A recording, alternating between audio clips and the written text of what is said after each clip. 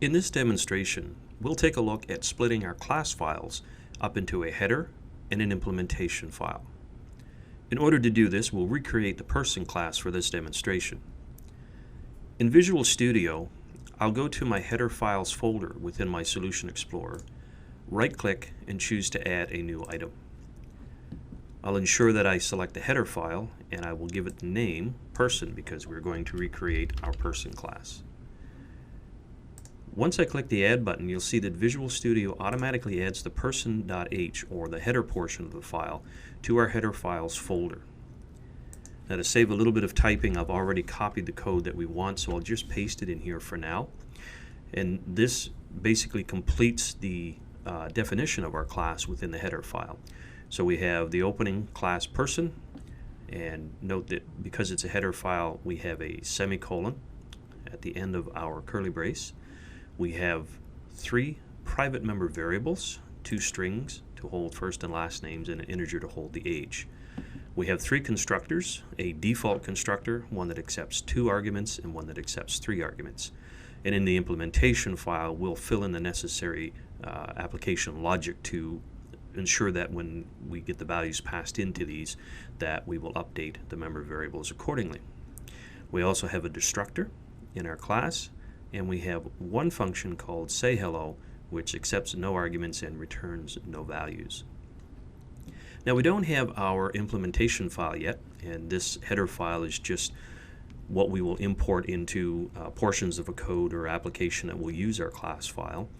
But we need to actually go ahead and implement the code that will do the functionality that we want our person class to be able to perform when we use it in an application. Depending on the integrated development environment that you're using, whatever tool you may be using, this may be easier for you, or you might have to actually type the code in yourself. And one of the things that Visual Studio allows us to do is go ahead and it will write some of the code for us. Now, you'll notice that under each of my constructors, my destructor, and my function, I actually have a little green squiggly line. If I hover my mouse over it, you'll see that I have some actions that are available to me. Now, this depends on the version of Visual Studio that you have, and I'm currently using Visual Studio 2015. By clicking the little drop-down arrow next to the light bulb, I can select from a couple of different options. And in this case, I want to create the definition of the person class, or the person constructor, inside my implementation file, the person.cpp. So if I select this option, a couple of things take place. First of all, Visual Studio pops up this nice little window that shows me what it has done in person.cpp. Now, you might remember, we didn't actually create the person.cpp implementation file, but because we're going to implement the functionality, Visual Studio has automatically created that CPP file for us, and it's gone ahead and added the implementation portion for our person constructor, or the default constructor. And it has automatically included our person.h portion of the code for us. So let's go back to our person.h file, and I'll just close this so that we don't have any clutter on the screen. And I'm going to do precisely the same thing for my other constructors. So we've created that constructor now, and we will create this constructor.